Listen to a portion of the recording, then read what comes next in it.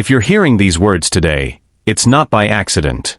Before we go further, like this video if something in you is already stirring. Subscribe, because this is only the beginning of truths you need to hear. Share it with someone walking through a hard season right now. And if this message reaches you with faith, if something in you is trembling as you listen, write 111 in the comments. Not for me. For you. To mark this moment where you chose to believe God is speaking to you personally. Listen closely. There are seasons in life unlike any other. Seasons where everything seems to collapse, where doors close, where people drift away, where silence grows heavier than words. If you're living that right now, understand this: you didn't land on this video by accident. Out of millions of videos, this is the one that crossed your path today. That's not an algorithm. That's a hand bigger than your own. Most people never learn this truth, but God never prepares someone in comfort. He prepares in the storm. He never forms a powerful man or woman in ease. He shapes them in the furnace, in the desert, in loneliness, in waiting that feels endless. If you're in a season where nothing goes right, where you pray without seeing answers, where you feel forgotten, set aside, abandoned, listen carefully, because this could change how you see your entire life. God is preparing you. And before He entrusts you with something great, He will walk you through 7 trials. Not to punish you. Not because He forgot you. But because nothing precious is shaped without passing through fire. Gold doesn't become pure while sitting in the rock. It must go through the furnace so the impurities rise and are removed. That's exactly what God is doing with you right now. What you're going through isn't a coincidence. It's a preparation. The first trial is rejection. Understand this: before God lifts you up, He often allows people to reject you, betray you, or underestimate you. Think of Joseph. A young man given a dream by God Himself, a dream where his own family bowed before him. But instead of being honored, he was thrown into a pit by his own brothers. The very people who should have protected him sold him into slavery. If this resonates with you, if you too have been betrayed by people close to you, know that Joseph walked that road before you. And that rejection wasn't the end of his story. It was the beginning of his preparation. That same Joseph later became governor of Egypt, the man who saved entire nations from famine, including the very brothers who betrayed him. The rejection you're facing today isn't a verdict. It's a seed planted in dark soil, one that must die to the darkness before it can break into the light. The second trial is loneliness and waiting. Listen closely, because this one touches so many people right now. Think of David. Before becoming king, he was anointed by the prophet Samuel in front of his whole family. A young shepherd, chosen by God to become king of Israel. But between that promise and its fulfillment came years of running, caves, nights in the wilderness, hunted by a jealous king who wanted him dead. If you feel alone right now, if no one understands what you're carrying, if you're waiting on a promise that seems to take forever, understand this: you're in the very same school David went through. The promise hasn't vanished. It's maturing. God sometimes removes the human voices around you so you learn to recognize His voice alone, clear, without confusion. Think also of Esther, a young woman placed in a palace for a purpose she didn't yet understand, made to wait months before she could even step forward. If you feel like your season of preparation never ends, remember she was positioned for one exact moment, to save an entire people. The waiting you're living through is never wasted. It's calculated. The third trial is the hidden desert, the invisible preparation. Understand this: before Moses became the deliverer of an entire nation, before he stood before Pharaoh, before he split the Red Sea, he spent 40 years in the desert tending sheep, far from everything he knew. A man raised in Pharaoh's palace, trained to lead, found himself alone in silence for 4 decades. Most people never learn this truth, but it was precisely in that quiet season, when nothing seemed to be happening, that God formed Moses' character. Humility wasn't learned in the palace. It was learned in the desert. If you feel like your life isn't moving, like years are passing with no visible change, listen carefully. God hasn't forgotten His promise to you. He's shaping your character where no one can see, so you'll be ready the day everyone sees you. The fourth trial is suffering and loss. Pay close attention here, because this one cuts deep. Think of Job. A righteous man who feared God, and yet lost everything in an instant: his possessions, his children, his health, without having done anything wrong. His friends, who should have comforted him, came instead to accuse him, insisting his suffering had to be punishment for some hidden sin. And yet, in his deepest pain, Job kept seeking God, even when he understood nothing of what was happening to him. In the end, God restored to him double what he had lost. If you're facing a great loss right now, if you're asking why this pain has come to you while you were trying to live right, understand this: suffering isn't always punishment. Sometimes it's a battlefield where your faith is tested until it becomes stronger than steel. Job didn't understand in the moment, but he kept believing. That's exactly what God asks of you right now. Not to understand, just to keep believing. The fifth trial is doubt and feeling unqualified. Understand this: God rarely calls people who already feel ready. Think of Gideon, a man hiding, threshing his wheat in secret out of fear of his enemies, a man who saw himself as the least in the weakest family of his tribe. And yet it was to this very man that the angel of the Lord appeared, saying, "The Lord is with you, mighty warrior." Gideon doubted. He asked for sign after sign because he couldn't believe God would use him. If you feel incapable right now, if you look at your life and think you have nothing extraordinary to offer, know that Gideon felt exactly the same. And yet, with only 300 men, he won an impossible victory against a massive army. It's not your strength that matters. It's your availability. God doesn't need perfect people. He needs available people, even in doubt, even in fear. The sixth trial is integrity under pressure, the fire that reveals rather than destroys. Think of Daniel and his 3 companions, young men taken far from their homeland, pressured to conform, to abandon their convictions. 3 of them refused to bow to an idol, knowing it could cost their lives.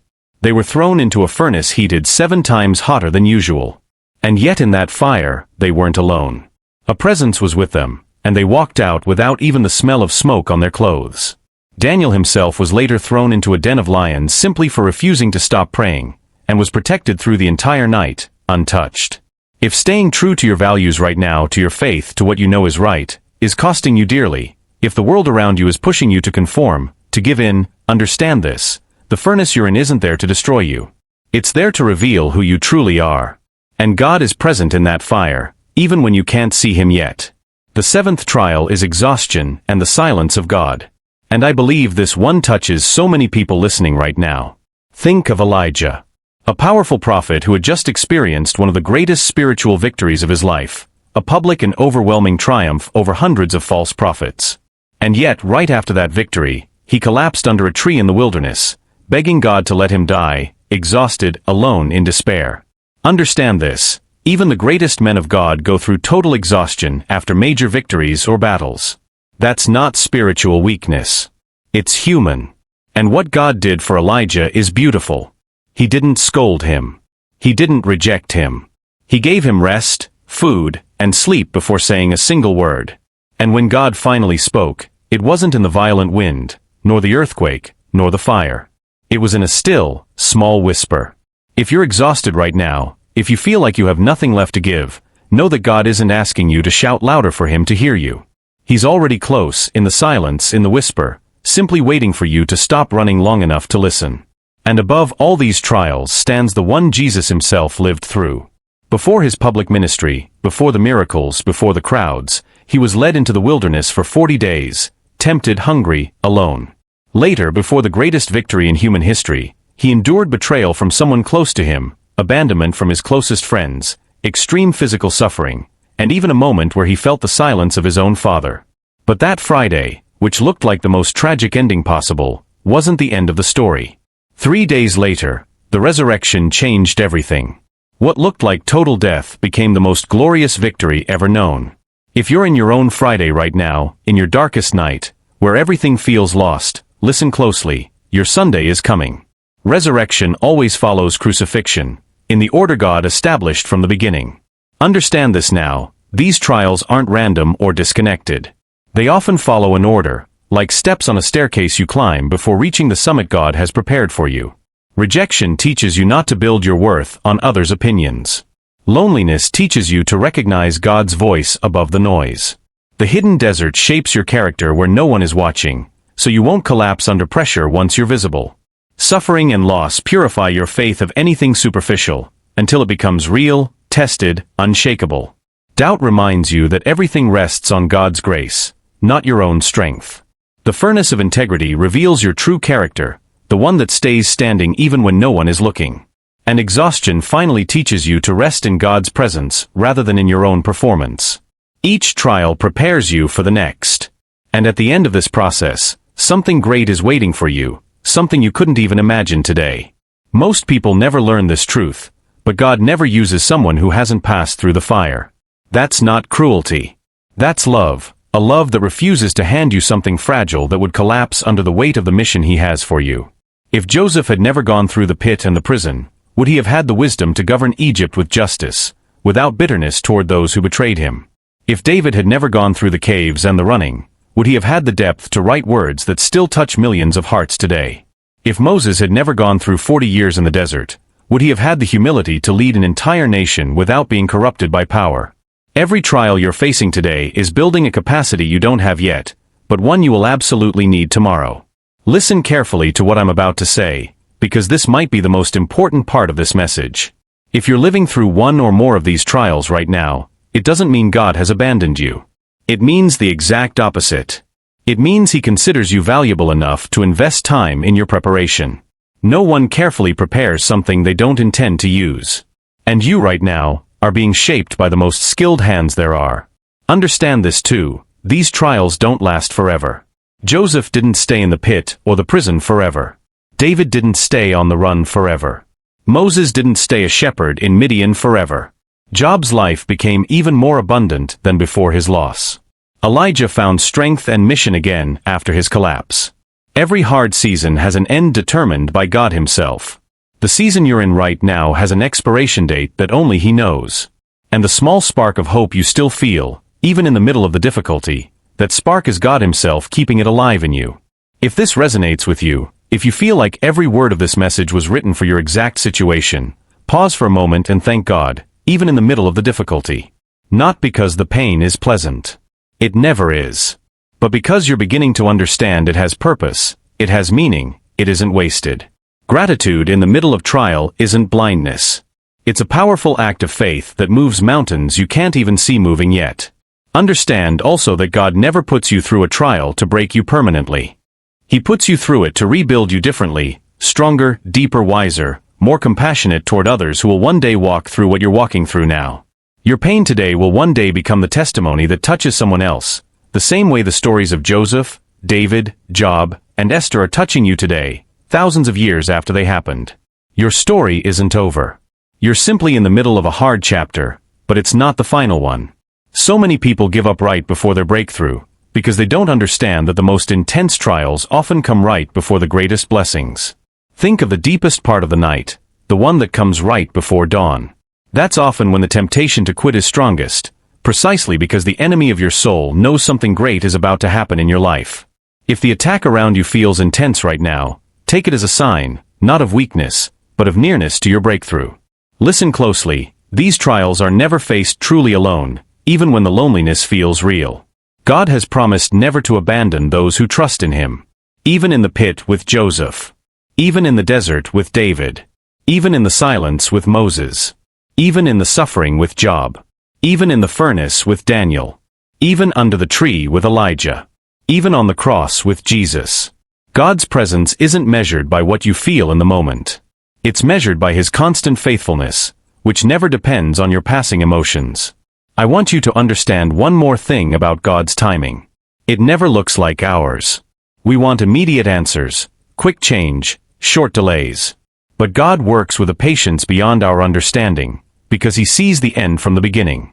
Nothing you're going through today surprises Him. He isn't improvising your life. He's building it with the precision of an architect who already knows every floor of the building before the first stone is even laid. And how you walk through this trial matters as much as the trial itself. Joseph could have come out of prison bitter and vengeful. He chose forgiveness. David could have killed Saul when he had the chance in the cave. He chose respect, even toward the man who wanted him dead.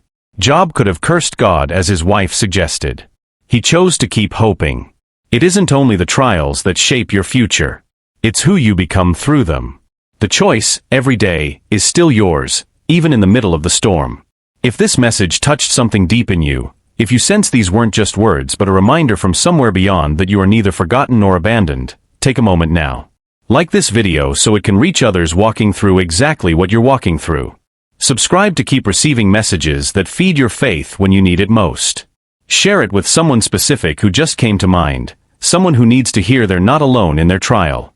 And if you receive this message with faith, if something in you says yes, this was for me, write 111 in the comments, as an act of faith, a quiet declaration that you choose to believe this season is preparing something greater than anything you've known so far. You didn't land here by accident. You are being prepared. And what God prepares with this much patience, He never lets fall apart. Hold on. Your story isn't over.